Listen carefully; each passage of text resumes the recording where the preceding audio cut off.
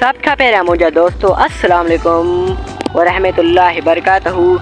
दोस्तों जी मुझे चैनल के जे दोस्त सब्सक्राइब नहीं कया हुआ तो सब्सक्राइब करिए दोस्तों जी मेहरबानी वड़ी वड़ी जे दोस्त सब्सक्राइब कयो आज उनके व्लॉग में जो पसंद अचे मुझे चैनल के सब्सक्राइब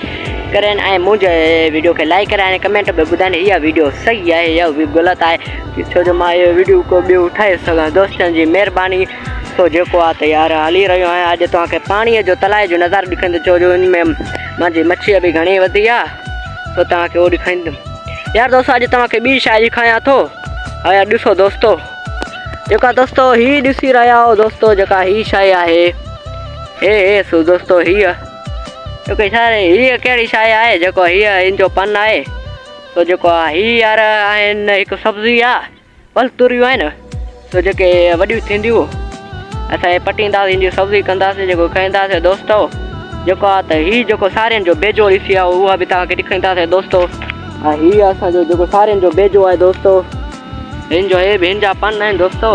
ऐं तव्हांखे तलाउ जो हाणे नज़ारो ॾेखारींदासीं वञूं था।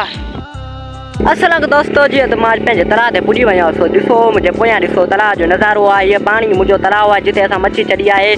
तो जेको आहे त हिन मां मच्छी मूं 200-300 मच्छी कढी आहे जंहिंमां मूं 60-50 दाणो छॾियो इहो मच्छीअ जो हितां मच्छी मां कढी आहे दोस्तनि जी महिरबानी जेको आहे त अॼु मां तव्हांखे ॿियो बि नज़ारो तलाउ जो ॾेखारियूं था जेको आहे त हाणे मां तव्हांखे नज़ारो ॾेखारियुमि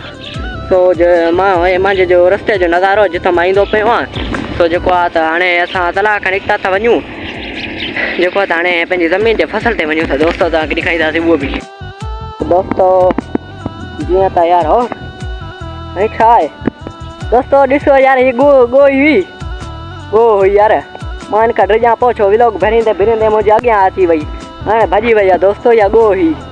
मां हिन खां ड्रिजां पियो दोस्तों ॾिसी रहा इन जाइ ते गो हुई इन जाइ ते सांड्रो हले छा गो हुई हाँ यार दोस्तों इहो मां वञा थो हाणे वञा थो यार दोस्तों वरी ना अचे गो वाह बसि तव्हांखे नज़ारो ॾेखारींदासीं दोस्तों तो जेको आहे हाणे मां पंहिंजे तलाउ छा मोटियूं थो वञा दोस्तनि जी महिरबानी जेको आहे त हीउ ॾिसो मुंहिंजो सारियुनि जो फसल तो बहितरीनु ख़ूबसूरत नज़ारो इनजो